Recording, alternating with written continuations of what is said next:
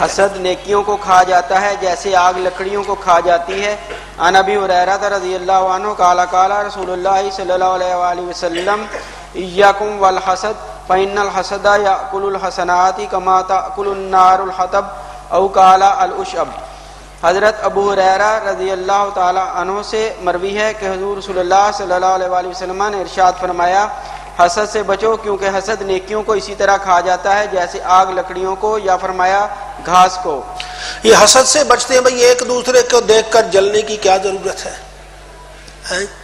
ایک خوبصورت ہے، آپ اس سے اپنے آپ کو خوبصورت نہیں سمجھتے، حالانکہ اللہ نے سارے خوبصورت پیدا کیے ہیں، تو یہ تو کوئی معاملہ، کسی کو کوئی خوبصورت نظر آتا ہے، کسی کو کوئی غیر آپ نظر نہیں آتے، تو اس سے جلنے کی کیا ضرورت ہے بھائی؟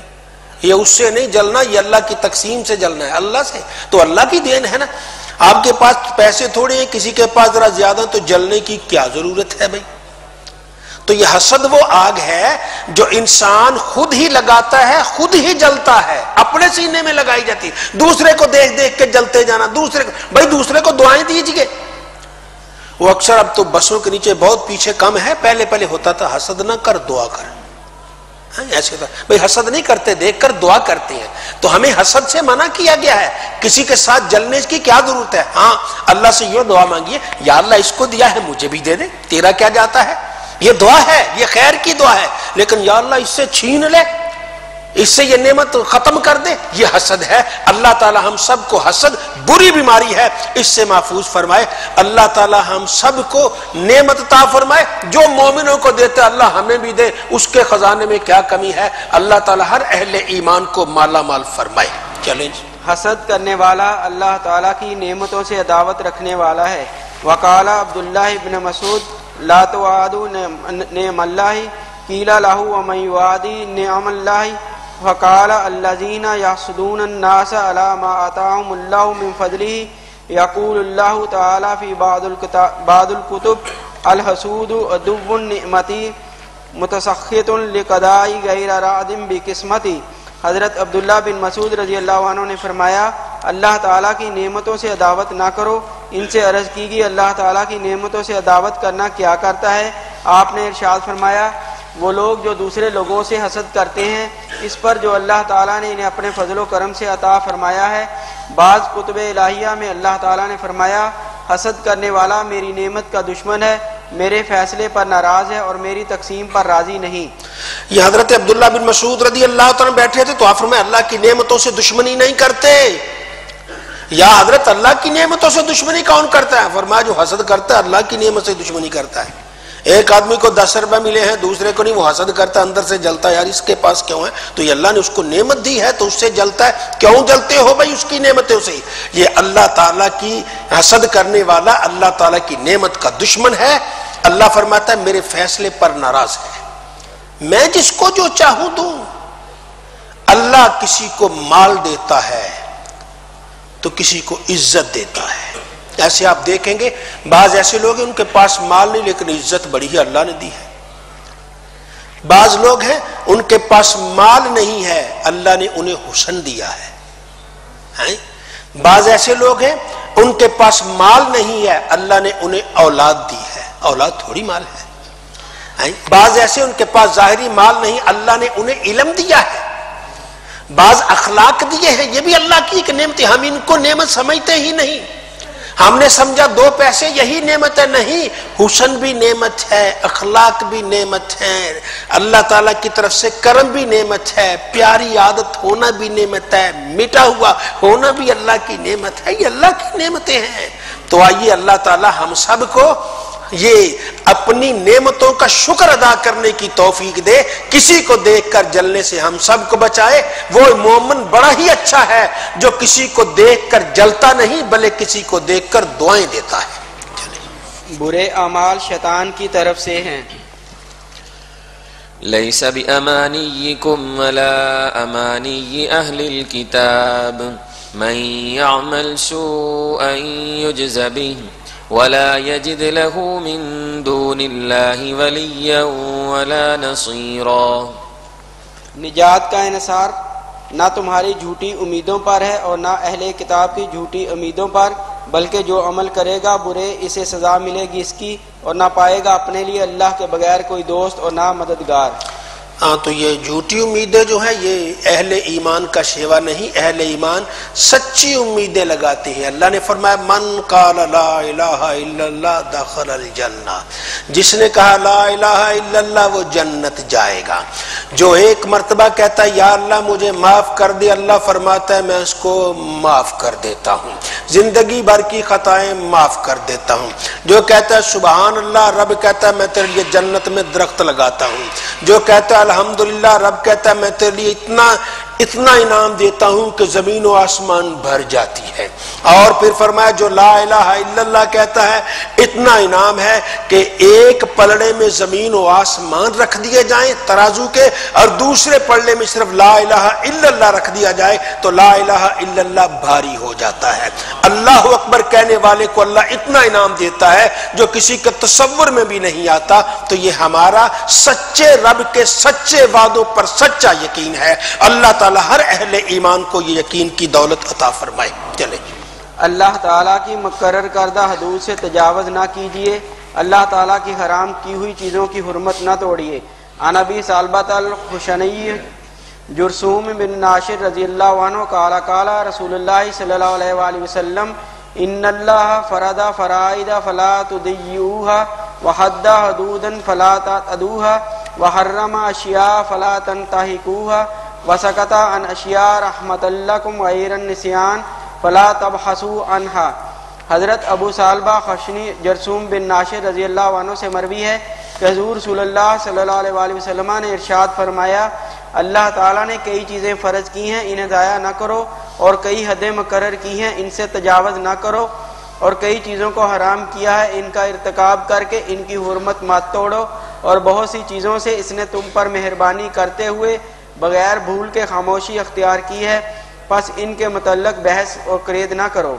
یہ اللہ تعالیٰ نے کچھ فرض مقرر کیے ہیں، اب ان فرضوں کو ضائع نہیں کرتے، حدیں مقرر کی ہیں، حد توڑتے نہیں ہیں، ان سے آگے نہیں بڑھتے ہیں، کئی چیزیں حرام کی ہیں ان حرمت کا ارتکاب نہیں کرتے ہیں تو ان کی حرمت کو بھی نہیں توڑتے ہیں۔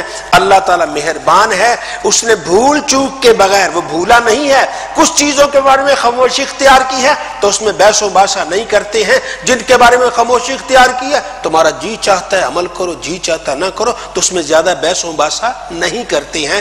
اللہ ہم سب کو شریعت مطہرہ کے صحیح ارشادات پر عمل کی توفیق عطا فرمائے۔ عن ابی ہریرہ رضی اللہ عنہ ان النبی صلی اللہ علیہ وآلہ وسلم قال ان اللہ تعالی یغار وغیرۃ اللہ تعالی ان یأتی المرء ما حرم اللہ علیہ۔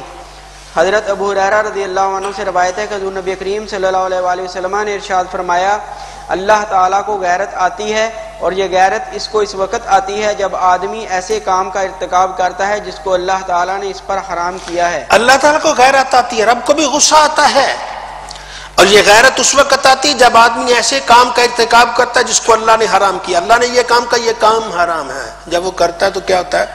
اللہ تعالیٰ کو غیرت آتی ہے، پھر رب کو بھی غصہ آتا ہے۔ تو اللہ تعالیٰ اپنے غضب سے ہم سب کو محفوظ فرمائے۔ ہم کسی کو گالی دیں تو پھر اللہ تعالیٰ کو کہتا ہے غصہ آتا ہے، تو وہ حلیم ہے، وہ کریم ہے۔ جب اگر اس نے غصہ نافذ کر دیا ہمارا کیا بچے گا؟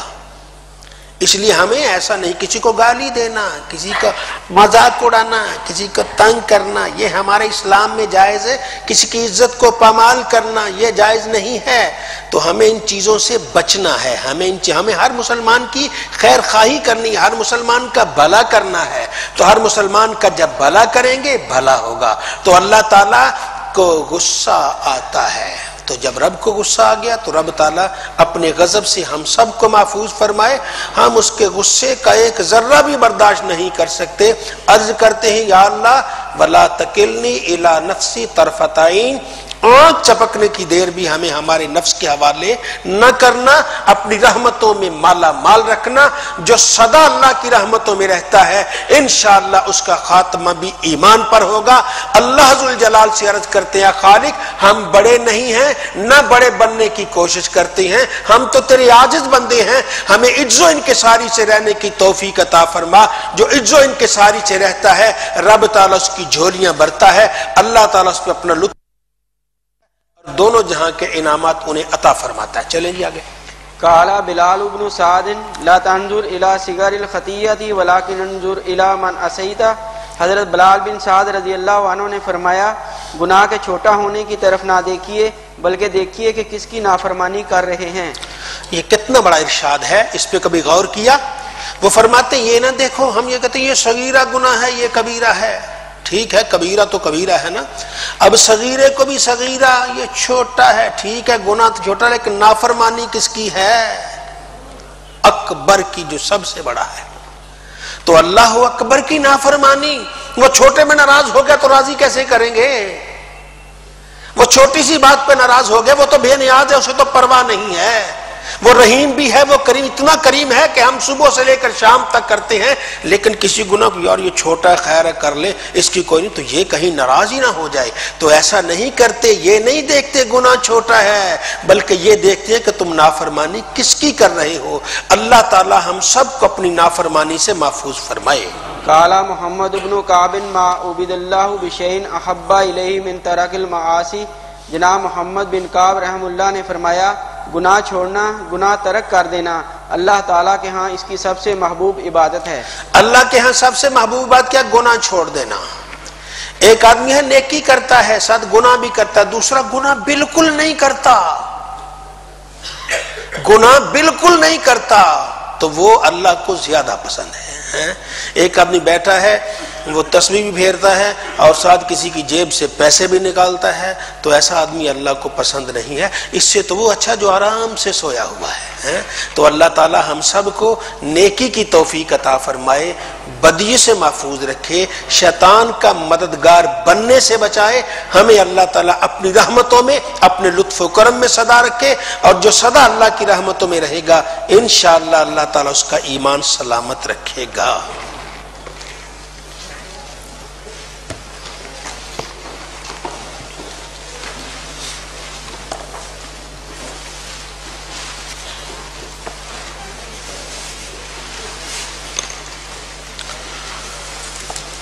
بسم اللہ الرحمن الرحیم.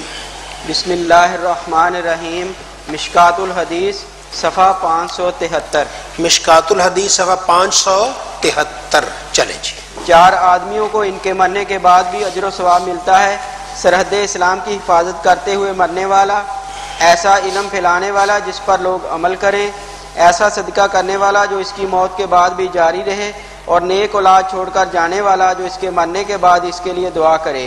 عن ابی امامہ رضی اللہ عنہ قال قال رسول اللہ صلی اللہ علیہ وآلہ وسلم اربعۃ تجری علیہم اجورہم بعد الموت من مات مرابطا فی سبیل اللہ ومن علم علما اجری لہ عملہ وما عمل بہ ومن تصدق بصدقتہ فاجرها یجری لہ ما وجدت ورجل ترک ولدا صالحا فہو یدعو لہ. حضور سیدنا رسول اللہ صلی اللہ علیہ وسلم نے ارشاد فرمایا 4 آدمی ایسے ہیں کہ ان کے اجر ان کی موت کے بعد بھی جاری رہتے ہیں: جو فی سبیل اللہ سرحد اسلام کی حفاظت کرتے ہوئے مر گیا، جس نے کسی کو علم سکھایا، جب تک اس علم پر عمل کیا جائے گا اس کے لیے اس کا عمل جاری رہے گا، جس نے کوئی صدقہ کیا تو اسے جاری کیا تو جب تک وہ پایا جائے گا اس کا اجر اس کے لیے جاری رہے گا، وہ آدمی جس نے نیک بیٹا چھوڑا جو اس کے لیے اس کے مرنے کے بعد دعا کرتا ہے تو اس کا اجر بھی اسے ملے گا. حضور نبی کریم صلی اللہ علیہ وسلم نے ارشاد فرمایا 4 آدمی ایسے کہ ان کا اجر ان کی موت کے بعد بھی جاری ہوتا ہے، مرنے کے بعد بھی ان کا اجر انہیں ملتا ہے. بھائی مرنے کے بعد اجر ملتا ہے، کچھ ہوگا تو ملے گا نا. جب مرنے والا ہی مر کے ختم ہو گیا پھر اجر کیا ملے گا؟ اجر تو اسے ہی ملے گا جو ہوگا. ہمیں نظر نہ آئے، ہمارا ایمان اپنی نظر پر نہیں، ہمارا ایمان نبی کریم صلی اللہ علیہ وسلم کی زبان اقدس پر ہے. تو جس کو اجر ملتا ہے وہ ہے، اس کو اجر ملتا ہے وہ ہے. ایک ہے جو سرحد اسلام کی حفاظت کرتے ہوئے مر گیا، اسلام کی سرحد ہے، یہ ہمارے ملک پاکستان کا دفاع کرتے ہوئے فوجی سرحدوں پر کہ دشمن کی فوج سے بچائے، اس کو گولی لگتی ہے یا اس کا وقت پورا ہو جاتا ہے، مر جاتا ہے، قیامت تک اسے اجر و ثواب ملتا ہے. قیامت تک اسے اجر و ثواب ملتا ہے. کس نے اسلام کی ایک سرحد کی حفاظت کی ہے. یہ سرحد اور ہے، اور ایک دینی سرحد ہے، ایک عالم دین رات بھر اٹھ کر قرآن و حدیث کا مطالعہ کرتا ہے کہ صبح لوگ جو ہیں مجھ سے مسئلہ پوچھیں گے، میں انہیں مسئلہ بتاؤں گا، تو اس لیے اس کا رات بھر جاگنا بھی اس کے مرنے کے بعد اس کا اجر ختم نہیں ہوتا، اللہ تعالیٰ اس کو اجر و ثواب عطا فرماتا۔